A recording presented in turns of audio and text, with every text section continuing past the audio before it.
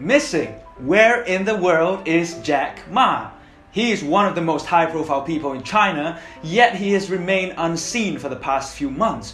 What could have happened? Did he get locked up? Is he under home arrest? Or even worse, maybe he is gone from this world? Well, we can only speculate as to what has happened. So from here onwards, I will provide two viewpoints as to why Jack Ma has disappeared from the public eyes.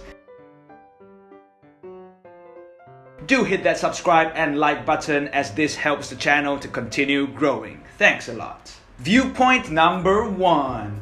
Jack Ma, during the October 2019 Shanghai Bund Summit, actually managed to anger many prominent officials and regulators in the government because he said that the banks are still continuing the pawn shop idea and that mortgages and guarantees are simply pawn shops.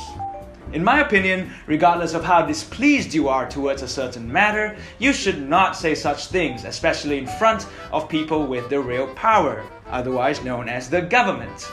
More so, this is the Chinese government that we're talking about, people, so you definitely should be discussing unpleasant matters in private with your friends. Viewpoint number 2. Jack Ma's company was simply getting too big. Now, when a company reaches a certain size in China, such as Tencent or Google, the government will actually step in and make sure that the company doesn't abuse its power by demanding some sort of shares from the central authorities. This is to prevent bad practices such as exploiting consumers or engaging in monopolistic behaviors, like copying a new competitor's popular products and subsidizing it heavily until all of the competitors have lost their market advantage and are forced out of the market. In summary, don't be a d*** to the people of your country. So, the latest IPO oopsies back in the months was one example of the Chinese government putting the brakes onto this kind of situation.